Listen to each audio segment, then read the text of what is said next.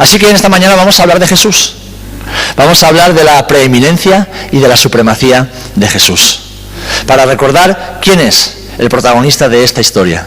Para recordar quién es aquel que lo hace todo y que todo lo puede. Y para que nuestras vidas puedan descansar en Él, sabiendo que aún sin entender mucho de lo que acontece a nuestro alrededor, confiamos en un Dios fiel. Amén. Confiamos en un Dios que todo lo puede y todo lo sabe. Así que por favor acompáñame al libro de Colosenses.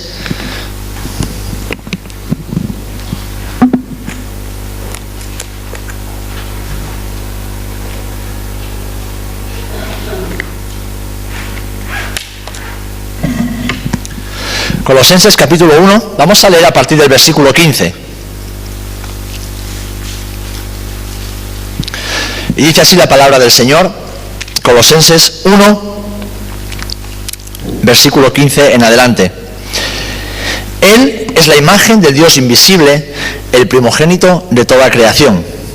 Porque en Él fueron creadas todas las cosas, las que hay en los cielos y las que hay en la tierra, visibles e invisibles. Sean tronos, sean dominios, sean principados, sean potestades, todo fue creado por medio de Él y para Él.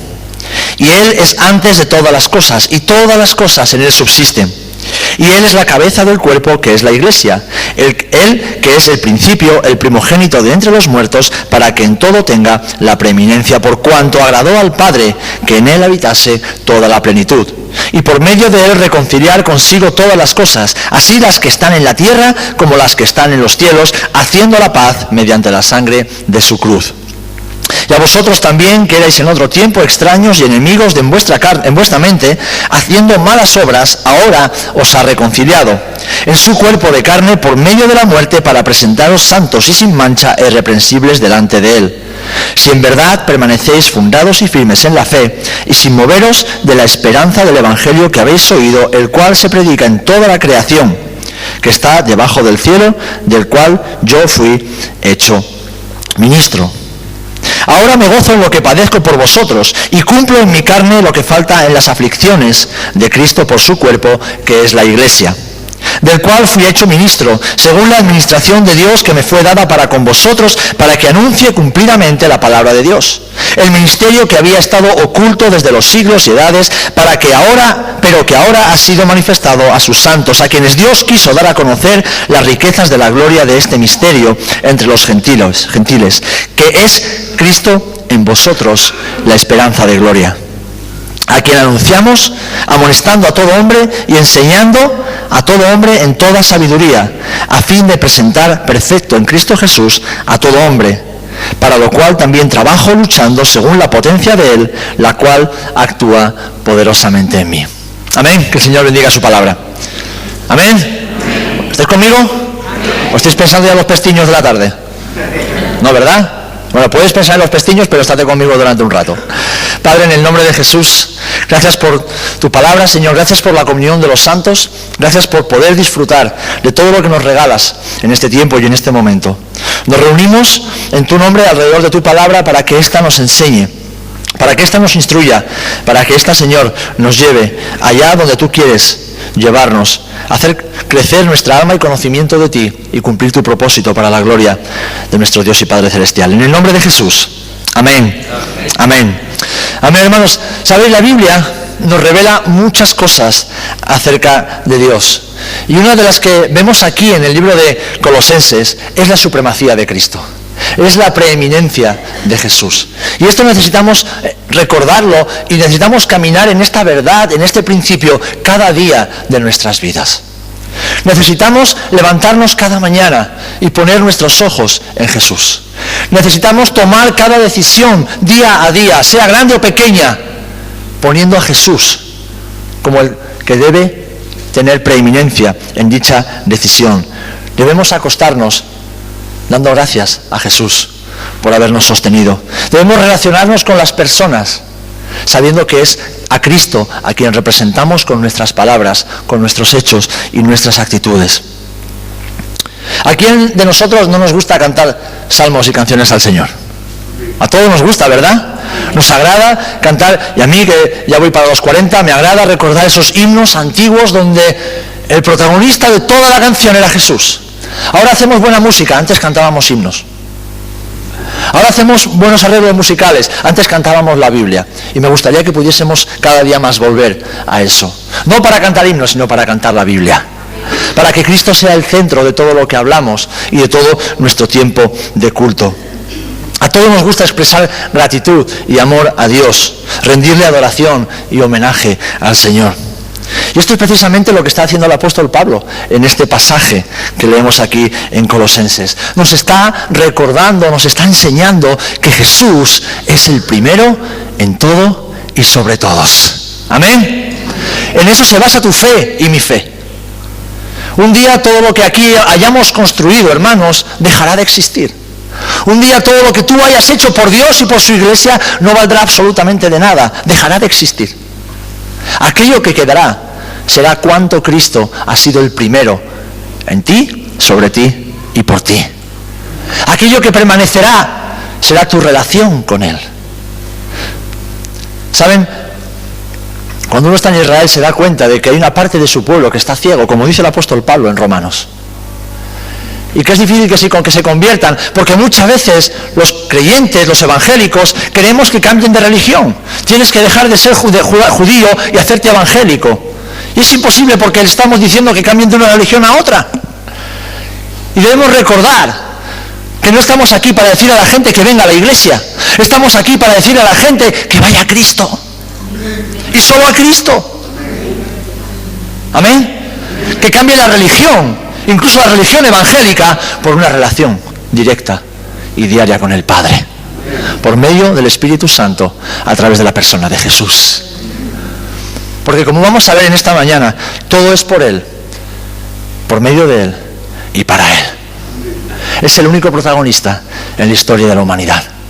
Es el único y principal protagonista en la historia del universo y por lo tanto es el único que debe prevalecer en todos y en todo en la historia de la iglesia, que es su iglesia. Amén. Leíamos en el versículo 15, dice que Él es la imagen del Dios invisible, el primogénito de toda creación, porque en Él fueron creadas todas las cosas, las que hay en los cielos y las que hay en la tierra, visibles e invisibles, sean tronos, sean dominios, sean principados, sean potestades, todo fue creado por medio de Él y para Él. Y Él es antes de todas las cosas, y todas las cosas en Él subsisten.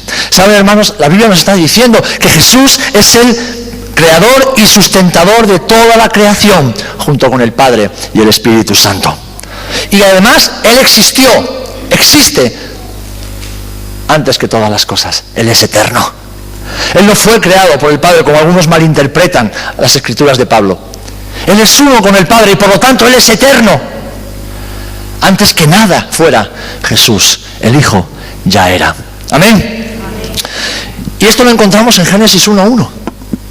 Génesis 1.1 dice, en el principio... No, Génesis 1.1, no Juan 1.3. Ni Juan 1.1 y 2 y 3. Génesis 1.1 dice, en el principio... Elohim creó...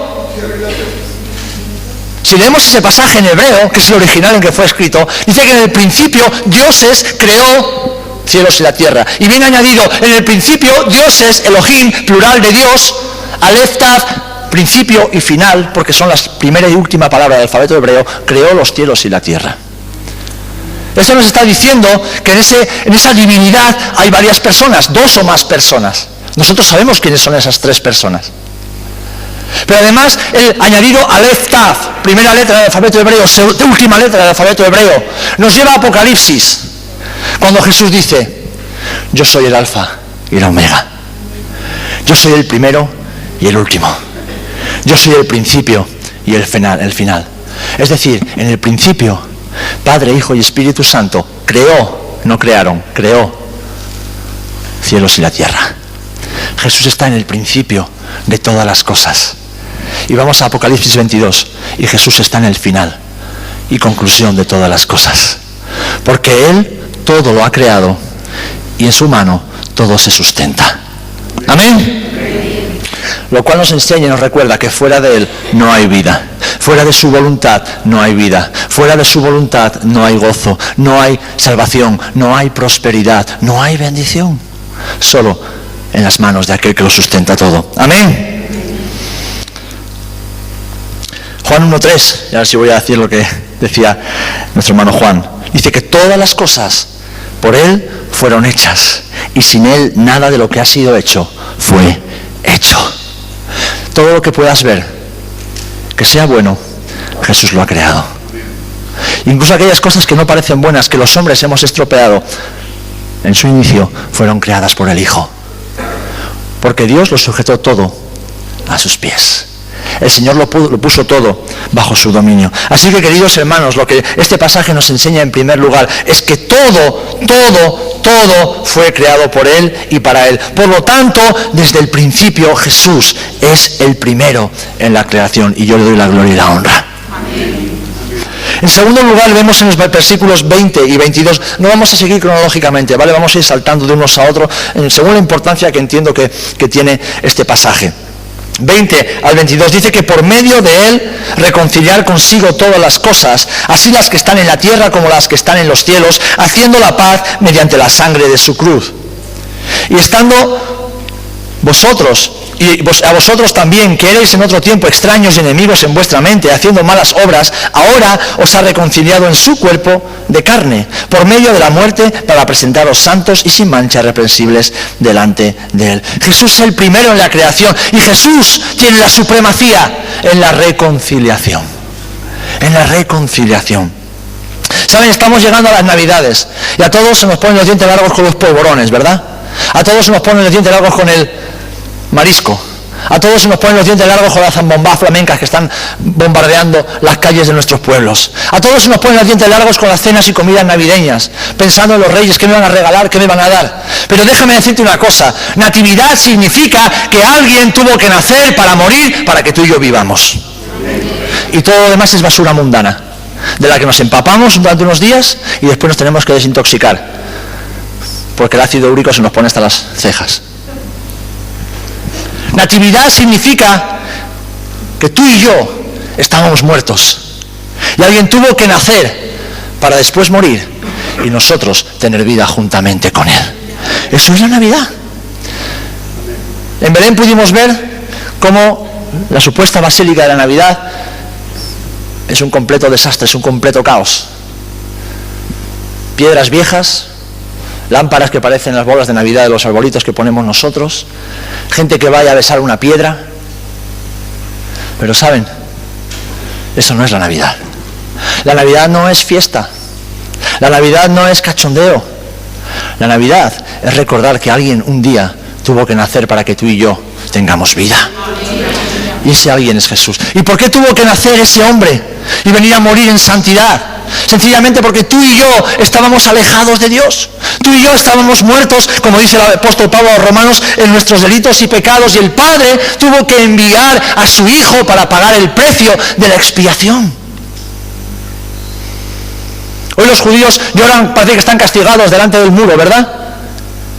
Y yo, mientras estaba allí junto a ellos, oraba y decía: Señor, dales la vuelta, que dejen de mirar al muro y que te miren a ti. Pero cada vez decía: Señor, a tu iglesia, a tu pueblo, que dejen de mirar a las cosas de aquí abajo, que dejen de mirar a lo que saben, a lo que no saben, a lo que tienen, a lo que pueden hacer, y que te miren a ti. A ti. ¿Saben por qué muchas veces perdemos el tiempo hablando mal de los hermanos o de los pastores o de la iglesia? Porque no estamos mirando a Jesús. ¿Por qué perdemos el tiempo quejándonos y lamentándonos? Sencillamente porque no estamos mirando a Jesús. Porque cuando miramos a Jesús, todo lo demás se desvanece. Cuando miramos a Jesús, hasta los defectos de los demás, que suelen ser más pequeños que los tuyos, nos parecen insignificantes, porque vemos a esa persona a través de los ojos del Maestro. Vemos a esa persona a través de los ojos de Jesús. Y le damos gracias al Señor por habernos puesto al lado de esa persona. Y le pedimos al Señor que bendiga la vida de esa persona. Y amamos lo que Dios ama. Y decía al principio, quienes amamos lo que Dios ama, debemos bendecir lo que Dios bendice. Y si Dios te ha bendecido, yo no te puedo maldecir. Yo solo puedo bendecirte. Y no es decir te bendigo en el nombre de Jesús, es hablar bien de ti todo el tiempo. Porque quien habla mal de ti, habla mal de tu Señor. Así que si hablas mal de mí, tranquilo, no me enfado, te la verás con mi Padre. Luego no me vengas a contar películas, ¿eh? La reconciliación. Estábamos separados, estábamos apartados, éramos enemigos de Dios. Pero la Escritura nos dice que en base a este acto de reconciliación, Jesucristo es el primero en la mediación. Dice el apóstol Pablo en la epístola a Timoteo, la primera epístola, porque hay un solo Dios y un solo mediador entre Dios y los hombres, Jesucristo hombre.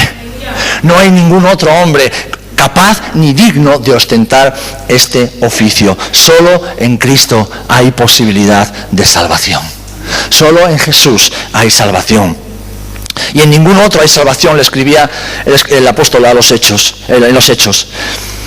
Perdón, el apóstol no, Lucas.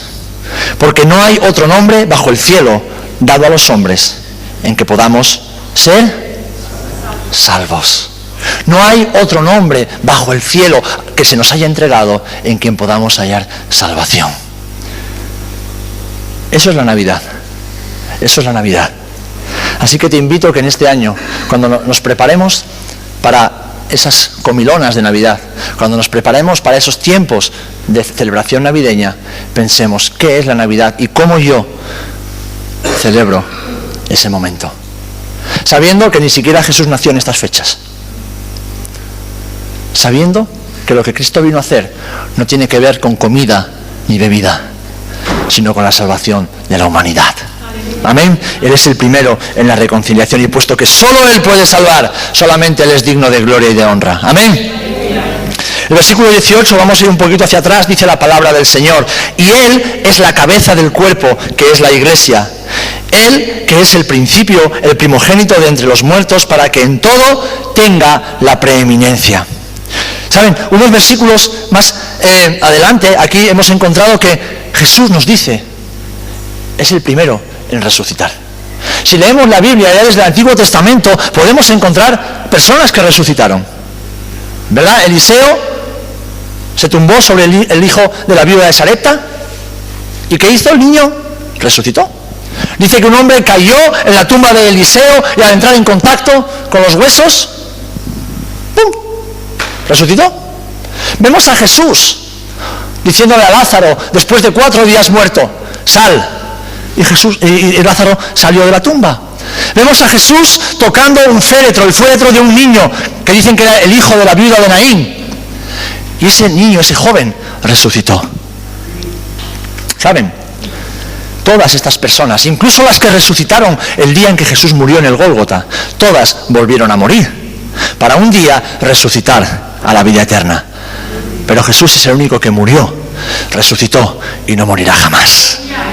Es el único hombre que es primogénito, el primero, que habiendo sido 100% hombre, vino y venció al pecado, venció a la tentación, venció al infierno y por lo tanto venció a la muerte. Para que un día tú y yo podamos resucitar con Él. Así que ¿dónde está nuestra esperanza? ¿En nuestra teología? ¿En nuestro conocimiento? ¿En nuestra experiencia? ¿En nuestras estructuras? No, nuestra esperanza está en Cristo. Y Él es el primero de entre los muertos y también entre los vivos. Amén. Así que en virtud de esa resurrección, Jesús ha levantado una fe que es nuestra esperanza. Y el apóstol Pedro, en su primera epístola, en el capítulo 1, lo resume en esta palabra, o en esta frase tan hermosa: nos hizo renacer para una esperanza viva mediante su resurrección entre los muertos. Y a mí esto, hermanos, me lleva al final de los tiempos. Lo que Pablo le escribe a los tesalonicenses en el capítulo 4, versículo 16. Cuando dice que al sonar de la trompeta, al sonar del shofar, trompeta de Dios, los muertos en Cristo resucitarán primero. Y los que hayamos quedado seremos arrebatados y nos encontraremos con el Señor Jesucristo en las nubes. ¡Qué momento tan glorioso! Así que Cristo, como toda semilla que debe morir para dar fruto, es la primicia de la gran multitud redimida que participará en la gloriosa resurrección que tendrá lugar cuando Él venga.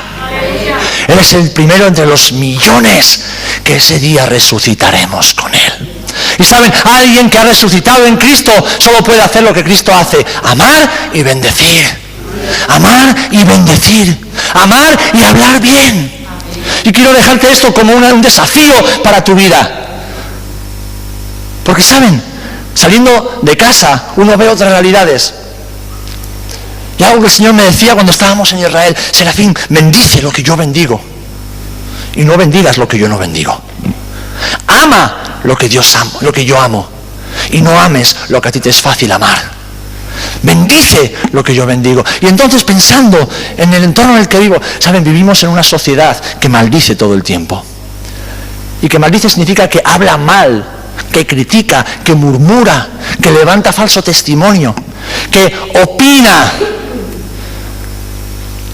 Y el Señor me decía: no, tú eres un hijo de bendición y de tu boca solo puede salir bendición, es decir, palabras buenas acerca de los demás, palabras buenas acerca de los que te rodean, incluso de aquellos que son difíciles de amar o que no te caen tan bien o que caen una y otra vez y que fracasan una y otra vez pero que lo siguen intentando. A esos debes bendecir, a esos que están siempre rajando, esos que siempre tienen una queja en su boca, bendícelos. Págales el mal que te hacen con el bien que yo te hago. Bendícelos. Y te dejo este desafío. En este pueblo donde el deporte nacional es el coti. ¿A que sí? ¿A que sí? En este pueblo donde, si pudiésemos medir la lengua de la mayoría de los habitantes, no tendríamos metros. En esta sociedad y en esta iglesia donde todo el mundo quiere opinar, y desgraciadamente no siempre bien, ni en el espíritu, hermano, hermana, ama lo que Dios ama y bendice lo que Dios bendice. Y entonces verás bendición y prosperidad sobre tu vida. Entonces verás como tu vida, tu familia, los dones que Dios te ha dado, el ministerio que Dios te ha regalado, prosperará en su casa. Deja de quejarte, porque eso es del diablo, no es de Dios. Y empieza a sembrar bendición. Empieza a humillarte delante del Señor, porque si lo que eres y lo que tienes vale algo, es porque Cristo lo ha hecho en ti. Porque Él resucitó y tú has resucitado con Él. Amén. Y es que Cristo, como dice el versículo 18 también, es el primero en la iglesia. Amén. Jesús es el primero en la iglesia. Dice Efesios 1 del 22 al 23, y sometió todas las cosas bajo sus pies y lo dio por cabeza sobre todas las cosas a la iglesia, la cual es su cuerpo, la plenitud de aquel que todo lo llena en todo. Qué hermosa imagen que el apóstol Pablo nos da, un cuerpo perfectamente coordinado con todos sus miembros, cada uno en su sitio, con una función, y con Cristo a la cabeza. Con Cristo a la cabeza. Es más, si Cristo no hubiera sido la cabeza de la iglesia, haría ya muchos siglos que la iglesia no existiría. Pero Él le dijo a Pedro en Cesarea de Filipo: Pedro, yo edificaré mi iglesia. Yo levantaré mi reino en esta tierra, en los corazones de aquellos hombres y mujeres que me ponen a mí por cabeza de sus vidas. Yo edificaré mi iglesia. No hombres y mujeres superungidos. No hombres y mujeres súper entregados. No hombres y mujeres con grandes planes, estrategias y conocimiento bíblico. No, Jesús es el que edifica su iglesia. Él es cabeza de su iglesia. Qué bueno es saber que ningún hombre, ninguna institución es cabeza de la iglesia, sino solo Cristo. Solo Cristo. Por eso te animo también en este año que entra, cuando quieras quejarte de los que están al frente de la iglesia, no pierdas el tiempo. Porque aquellos que estamos al frente vivimos de rodillas para no fallar al que es Señor de la iglesia, para no fracasar en la obra que se nos ha encomendado. Antes decía Loide, llevamos 6 años. Yo he mirado hacia atrás y he dicho: Señor, qué fiel has sido en estos 6 años. Si no hubiera sido por tu fidelidad, ninguno estaríamos de pie ahora. Si no hubiera sido por tu bondad, ni uno solo en esta sala podría presentarse en pie delante de ti. Pero has sido bueno, has sido misericordioso, has guardado tus promesas, nos has sostenido, nos has dado gracia, nos has dado sabiduría, nos has envuelto con tu amor cada día, nos has perdonado 1001 veces por las veces que te hemos fallado. Porque tú eres el dueño de tu iglesia. Y tu iglesia eres tú y soy yo. Jesús es nuestro dueño y no hay otro dueño. Te desafío a que, como nos decía Itiel hace ya unos meses, suelta el control. Deja de llevar las riendas de tu vida o fracasarás. Deja que Jesús sea la cabeza de tu vida. Deja de pensar tanto. Y no estoy diciendo que seas una burra o un burro, estoy diciendo que tengas la mente de Cristo. Deja de pensar tanto en la carne. ¿No ves que no te lleva a ningún sitio? ¿No ves que no haces más que estrellarte contra la pared una y otra vez? Como los judíos que están frente al muro. No ven más allá de una piedra que está a unos centímetros. Si se dieran la vuelta, verían a aquel que un día será el templo a donde todos irán a adorar. Y es Jesucristo. Pero están castigados contra el muro, dale que te pego y dale que te pego. Y dale que te pego y un día y otro y 24 horas al día. Eso sí podemos aprender del pueblo judío, que oran más que nadie. Oran más que nadie. Y aun ciegos, Dios los bendice, porque oran más que nadie. Y oran al Dios de la Biblia. Porque así como el cuerpo es uno y tiene muchos miembros, todos los miembros del cuerpo, siendo muchos, son un solo cuerpo, así también lo es Cristo. Amén. Hermanos, Cristo es la cabeza, Cristo es el Señor. Y por lo tanto nosotros, sin Cristo, no somos nada, porque es Cristo el que te ha introducido en la iglesia. ¿Saben? A veces, a lo largo de nuestros años en el ministerio, ha habido personas que me dicen, me voy de la iglesia por culpa de fulanito. Y digo, pues entonces es que entraste en la iglesia a causa de menganito. Porque si tú has entrado en la iglesia por causa de Cristo, no eches la culpa a nadie de que luego te vas. ¿Quién te introdujo en la iglesia? Jesús, ¿verdad? ¿Alguien puede hacer algo en contra de lo que Jesús hace en tu vida? ¿Alguien te puede robar aquello que Dios te ha dado? Entonces no le eches la culpa a nadie. Dios te ha introducido en la iglesia y en ella nos sustenta. Fuera de ella no hay vida. ¿Por qué? Porque Cristo está en ella y en ella está la vida. Así que separarse de la iglesia es separarse de Cristo. Y la palabra nos enseña que todo pámpano que no recibe la savia de la vid deja de dar fruto, es cortado y es echado en el fuego. Pero tú y yo no somos hijos de maldición ni de ira, tú y yo somos hijos de bendición. Tú y yo somos hijos e hijas que hemos sido injertados en el olivo para recibir la savia del olivo y dar fruto abundante para la gloria de nuestro Señor. Él nos ha introducido y nos sustenta dentro de su casa. Así que amemos la iglesia porque Cristo es su Señor, Cristo es su esposo y Cristo es su cabeza. Amén. En el versículo 27 dice, a quien Dios, hablando de Jesús, quiso dar a conocer las riquezas de la gloria de este misterio entre los gentiles, que es Cristo en vosotros, la esperanza de gloria. Hermanos, hermanas, Cristo es el primero y ha de ser el primero en la vida de cada creyente. ¿Por qué? Porque así el Padre lo ha revelado a nuestras vidas. Le escribe Pablo a los Gálatas en el capítulo 2, versículo 20. Con Cristo estoy juntamente... ¿Cómo? Crucificado. Pues saben, yo todavía veo mucho vivo por aquí y muy poco crucificado. Veo mucho mártir, eso sí, al que la vida le trata muy mal, el que tiene muchos problemas, que todos se ponen malitos con él o con ella, pero pocos crucificados. Y ya no vivo yo, mas vive Cristo en mí. ¡Wow! ¿Cuántos podemos decir, ya no vivo yo, más vive Cristo en mí? Yo no puedo decir eso. Yo voy a ser honesto, no puedo decir eso. Porque me miro al espejo todos los días y digo, ¿cuánto me queda de mí?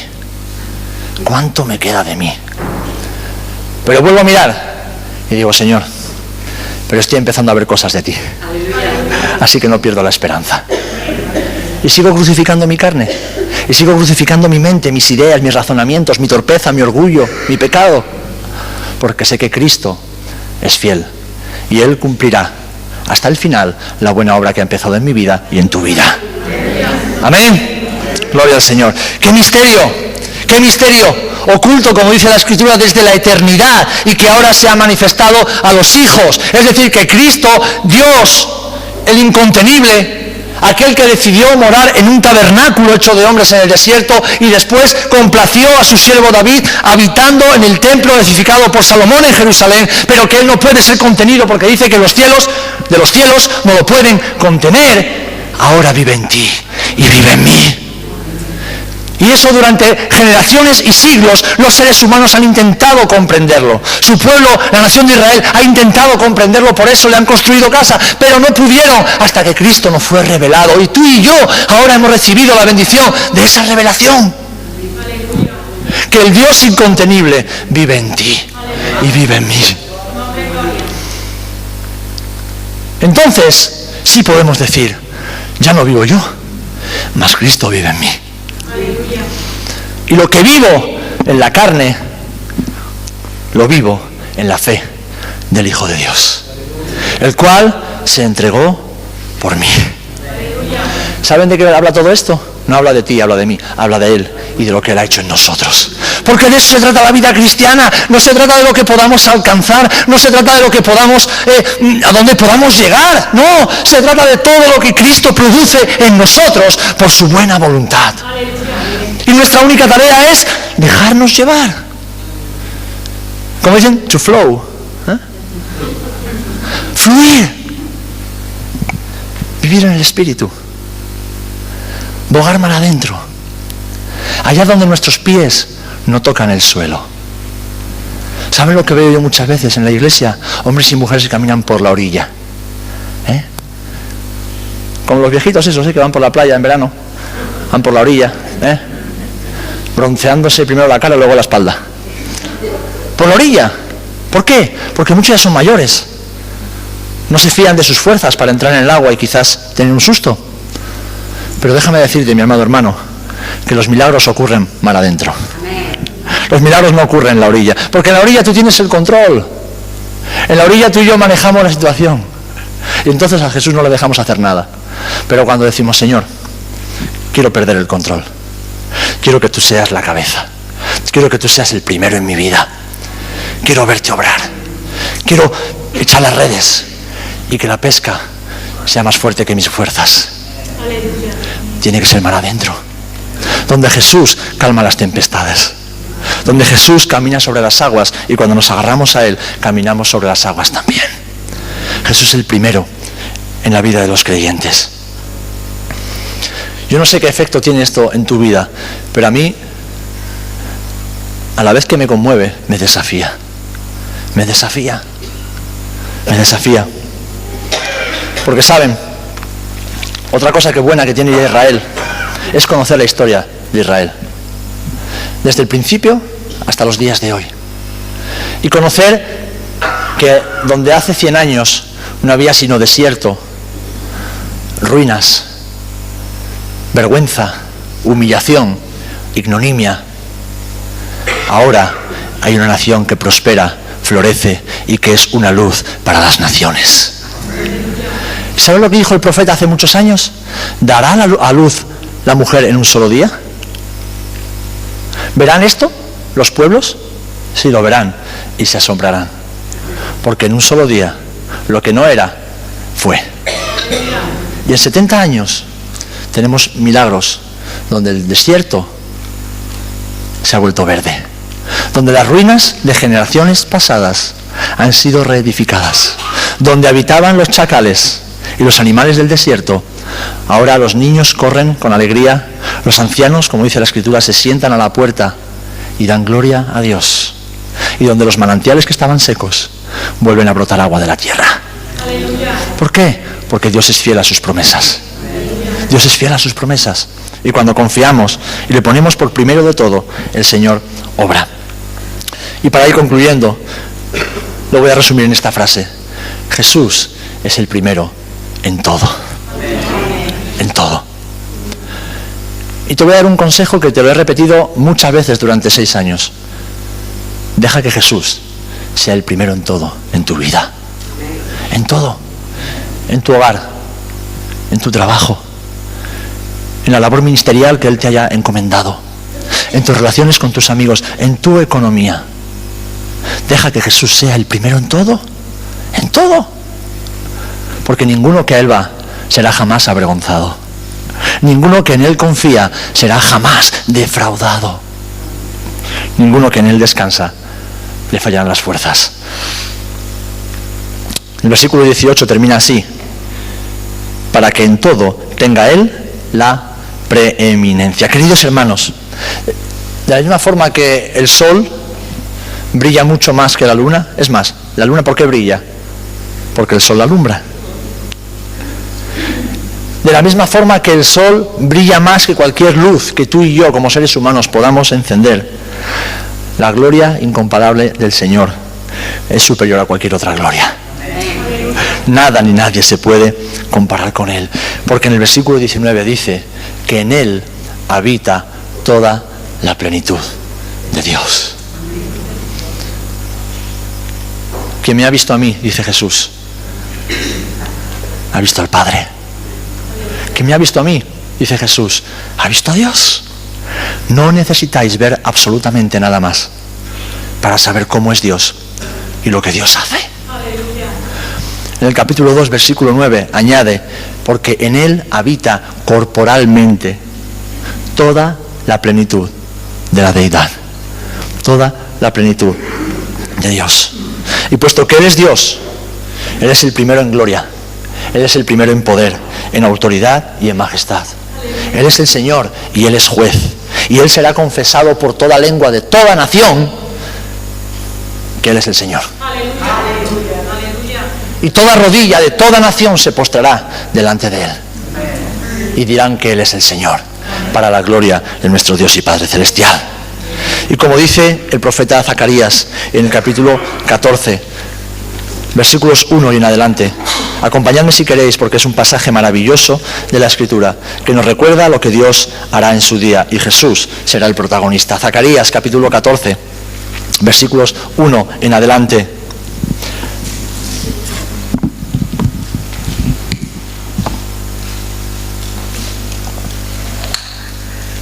Dice, he aquí, el día del Señor viene, y en medio de ti serán repartidos tus despojos. Porque yo reuniré a todas las naciones para combatir contra Jerusalén, y la ciudad será tomada, y serán saqueadas las casas y violadas las mujeres, y la mitad de la ciudad irá en cautiverio, mas el resto del pueblo no será cortado de la ciudad. Después saldrá el Señor y peleará con aquellas naciones como peleó en el día de la batalla, y se afirmarán sus pies en aquel día sobre el monte de los olivos, que está enfrente de Jerusalén al oriente, y el monte de los olivos se partirá por en medio, hacia el oriente y hacia el occidente, haciendo un valle muy grande, y la mitad del monte se apartará hacia el norte y la otra mitad hacia el sur. Cuando ustedes van a Jerusalén y ven cómo es el monte de los olivos y todo lo que hay allí, se pueden imaginar cómo va a ser ese día. Y huiréis al valle de los montes, porque el valle de los montes llegará hasta Azal. Huiréis de la manera que huisteis por causa del terremoto en los días de Uzías, rey de Judá, y vendrá el Señor mi Dios, y con Él todos sus santos, aquellos que previamente habremos sido arrebatados.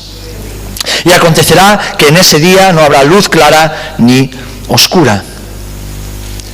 Versículo 8, acontecerá también en aquel día que saldrán de Jerusalén aguas vivas, y la mitad de ellas hacia el mar oriental y la otra mitad hacia el mar occidental, es decir, unas hacia el mar Mediterráneo, las otras hacia el mar Muerto, en verano y en invierno.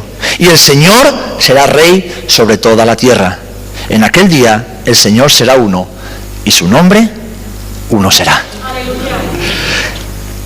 Y dice el versículo 14, no vamos a leerlo todo, y todos los que sobrevivieren de las naciones que vinieron contra Jerusalén subirán de año en año para adorar al Rey. Todos de las naciones subirán de año en año a adorar al Rey, al Señor de los ejércitos, y a celebrar la fiesta de los tabernáculos.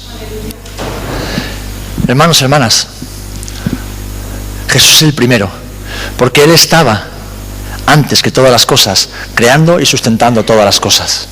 Y entre todo eso, Jesús creó un pueblo santo, escogido, apartado, para que Él, a través de su linaje, pudiera encarnarse, venir a la tierra, y no solamente salvar a ese pueblo, sino salvar a toda la humanidad.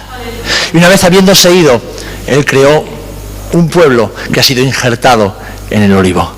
Y es la iglesia, es tu vida y es mi vida, en la cual Él es cabeza, en la cual Él es la piedra del ángulo, donde se apoya todo, donde todo se sustenta, y el cual quiere ser el primero sobre todo y sobre todos.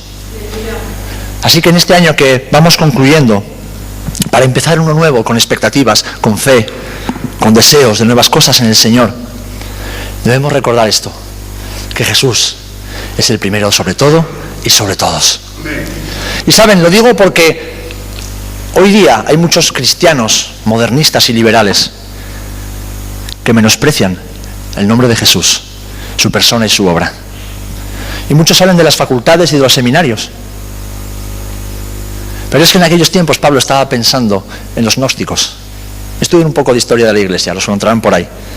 Que decían que Cristo era el último eón en la escala angelical de las revelaciones de la divinidad invisible. Todo un rollo. Hermanos, hermanas, Cristo no es el último de nada. Cristo es el primero.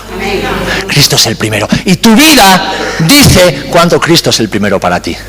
Tu testimonio, tu amor, tu entrega, tu compasión, tu misericordia, tus obras, sí, tus obras dicen cuánto Cristo es el primero para ti. Pero déjame decirte algo más. No se trata de lo que tú puedas hacer para Cristo, sino lo que Cristo hace en ti y por medio de ti.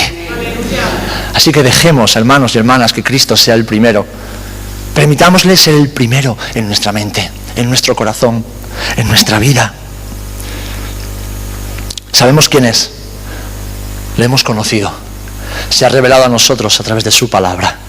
Su Espíritu Santo nos ha iluminado para comprender su palabra. Y ahora lo adoramos porque sabemos quién es. Ahora lo proclamamos porque sabemos lo que hace. Y ahora lo predicamos porque Él vendrá pronto a buscar a su pueblo. A Jesucristo. Ese niño que nació en Belén, en la casa del pan.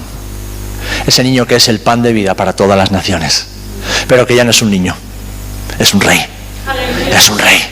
Es un rey que gobierna. Es un rey que reina.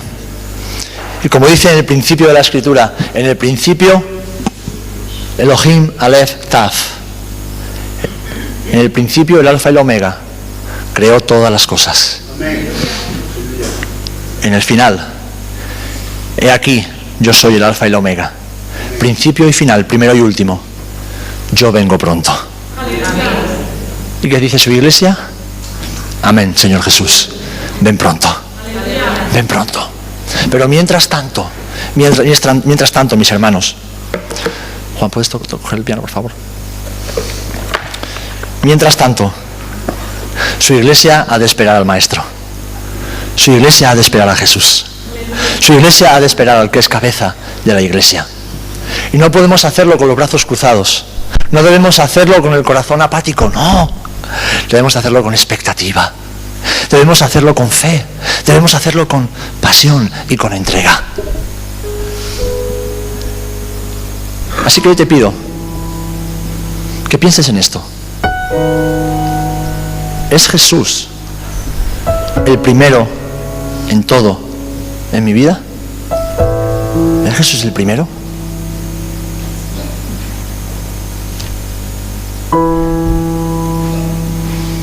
¿Es Jesús el protagonista de cada uno de mis días? ¿O tengo que decir que se queda fuera de muchas de mis decisiones, de mis pensamientos, de mis conversaciones? ¿Es Jesús el que gobierna mi boca cada vez que la abro? ¿O soy una fuente amarga que brota amargura? ¿Es Jesús el que me enseña a perdonar? ¿El que me ayuda a perdonar? ¿El que me lleva a vivir en perdón todo el tiempo? ¿O todavía mi corazón es duro como una piedra? ¿Es Jesús por quien vivo y por lo tanto me sujeto a Él y me sujeto a su cuerpo que es la iglesia? ¿O aún vivo independiente de todo y de todos, creyendo que me irá bien viviendo así? ¿Es Jesús el que me dice a dónde tengo que ir y cuándo hacerlo? ¿O sigo escuchando voces ajenas y voces extrañas que me aconsejan según la carne y no según el Espíritu? ¿Es Jesús en quien confío, aún en los momentos más difíciles?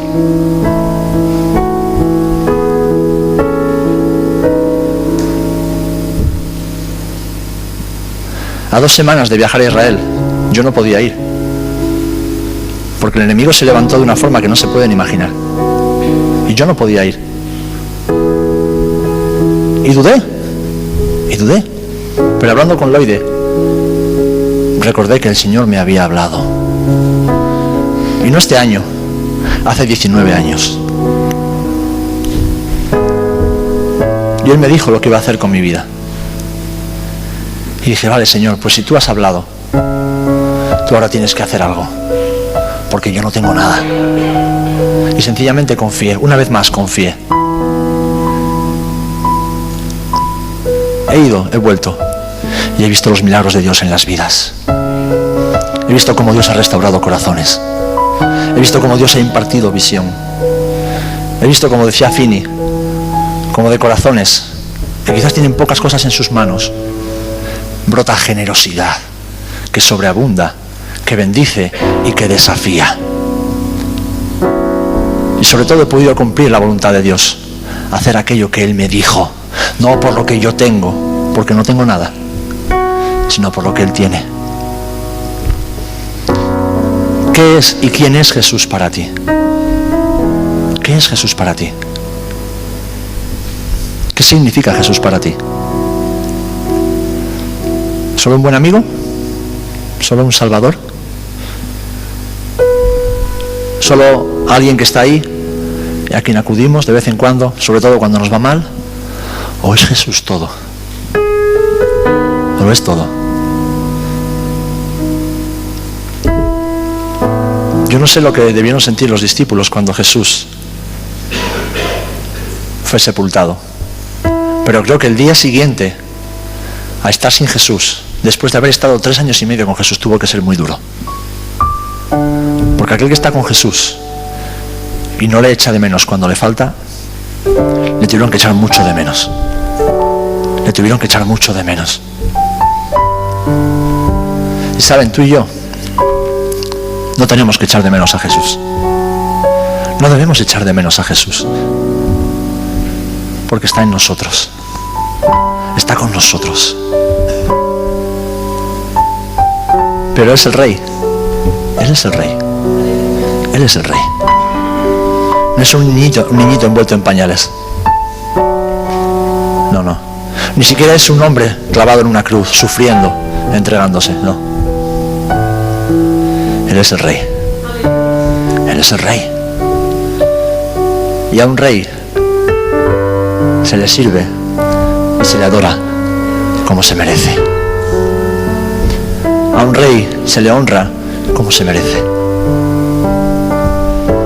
¿Quién es Jesús para ti? ¿Qué es Jesús para ti? ¿Solo el que hace milagros? ¿O es más?